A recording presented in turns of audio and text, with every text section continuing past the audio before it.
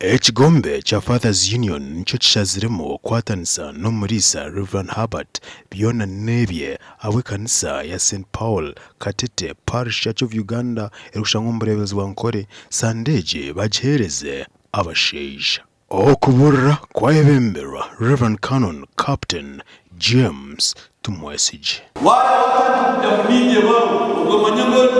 omukobwa wakura ni tokma munije nyine kawa nibyo kwe bamakage Sande yerizuba Abashaija basharamo kwekuramo umurimo w'abakwatanise n'abacyara bayirundana mu sente zo kutandika okombeka ombutongore ekibayeta C.O.U Katete Tower. Kwecho nechombeko chango munonga kiza kuba kine emyariro eshatu kandi omumyarirejo harimu amaduka harimu za offices harimu nangu na noburaro obwabahereza misa tera kusima echecho kandi mukama yende kutebembera mu byona umurimo kutatandika zoberi kongera kukomeza mu gukora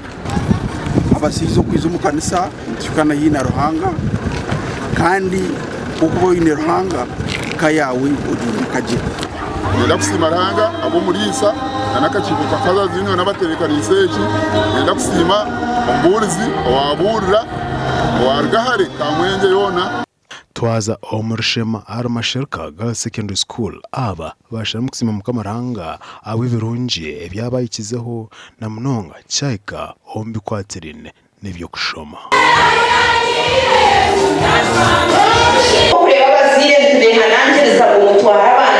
ishomero mubetware omwe abasa kugira cyangwa isibayingana yabanashoma ateka cyo kugira ki cyo kuraba. Dr. Catherine Wajiranja kusima government ya NRM okurabira o ministry yivwegise abahereza abashumisa omushansh and they are all examiners in the